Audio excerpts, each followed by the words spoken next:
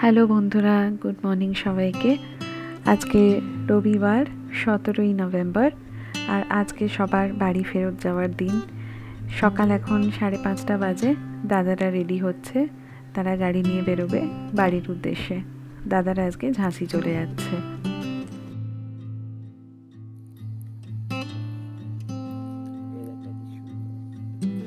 দাদা আগেই পোস্তকে নিয়ে বেরিয়ে গেছে, আর কছাই আর দিদিভাই বেরোবে। বাড়ির সবারই মন খুব খারাপ, কারণ আবার কবে আসবে, আবার কবে সবাই একসাথে হতে পারবো।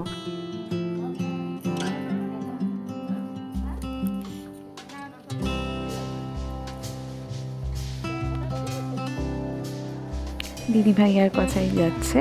ওদের গাড়িটা বড় রাস্তায় রাখা আছে। আমাদের বাড়ি অবধি গাড়ি ঢোকে না, এখান থেকে বড় রাস্তা অবধি হেঁটে যেতে হয়। ওরা ওখান থেকে গাড়িতে উঠে যাবে, আমরা ওদেরকে একটু এগিয়ে দিতে যাচ্ছি। টাটা, সাবধানে যেও সবাই।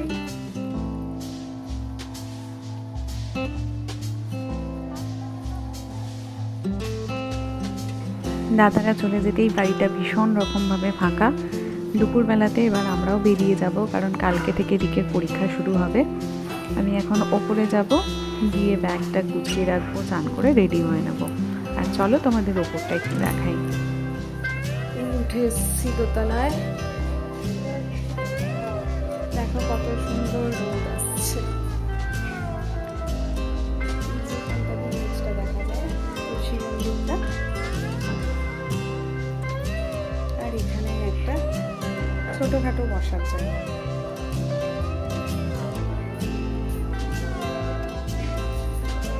যেটা বাড়ির পিছনের দিকে যে রাস্তাটা দেখা যাচ্ছিল, টিভি এখানে রাখা,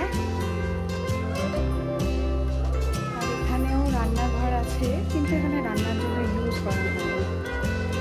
আর এখানেও দুটো পাশাপাশি। এটা হচ্ছে আমাদের ঘর, এই যে আলমারি, এখানে খাট রাখা।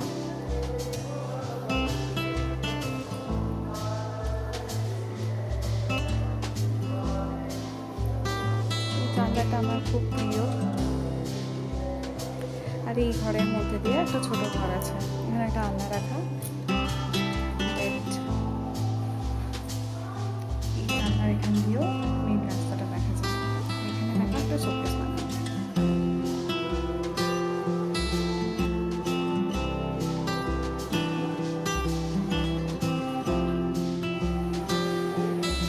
এখানে বেসিন, এখানে টয়লেট, পাশে এই রুমটা। এখানেও একটা শোকেস বানানো আছে ছোটখাটো। এখানে দরজা একটা, এটা দিয়ে বেরোলে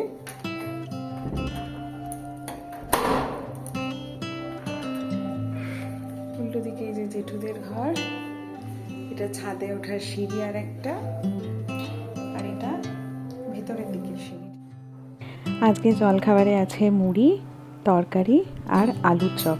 আর এখানকার আলুর চপের স্বাদ একদম অমৃত।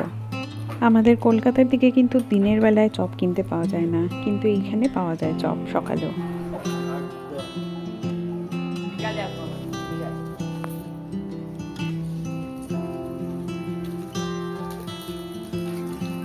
কত প্রজাপতি, কি সুন্দর এই প্রজাপতির রংটা।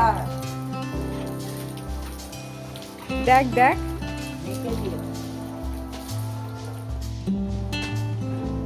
আজকে দুপুরবেলা মেনুতে আছে ভাত, ডাল, ঝিঙে আলু পোস্ত, চিংড়ি মাছের তরকারি আর মাটন। মা আর বড় মা দুজন মিলে সব রান্না করেছে। খাওয়া দাওয়া হয়ে গেছে, দুপুর 2:30 বাজছে। আমরা এবার কলকাতা যাব বলে রেডি হয়ে গেছি, আর একবার উপরে গেছি ঠাকুর প্রণাম করতে।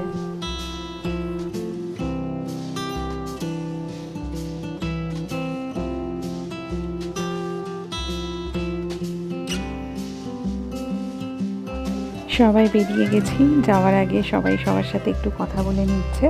আর এই আমরা এগোচ্ছি, পিছন পিছন মা বড় মা আমাদেরকে এগিয়ে দিতে আসছে।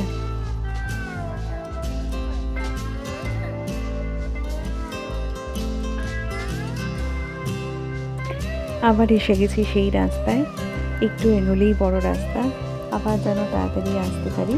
আর ওই যে রিক আর ওর দাদাই এগোচ্ছে বড় রাস্তার দিকে।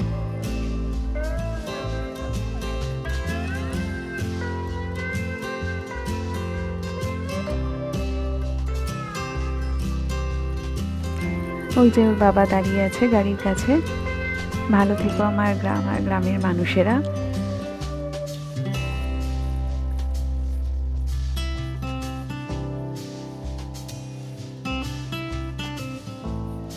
এই ভিডিওটা এখানেই শেষ করছি। কেমন লাগলো জানিও।